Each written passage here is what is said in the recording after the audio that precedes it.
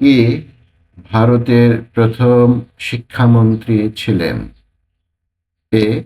Jawaharlal Nehru, B. Abul Kalam Azad, C. B আর Ambedkar, D. রাজা রামমোহন রায়। সময় 5 second. এর ভিতরে আপনি আপনার পছন্দের উত্তরটি বেছে নিন।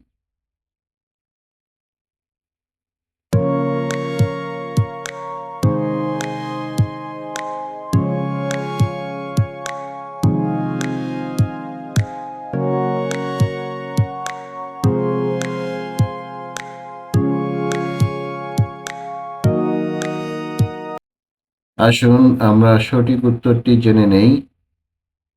ভারতের প্রথম শিক্ষামন্ত্রী ছিলেন আবুল কালাম আজাদ। নিত্য নতুন প্রশ্ন ও উত্তর পেতে আমাদের চ্যানেলটি সাবস্ক্রাইব করুন।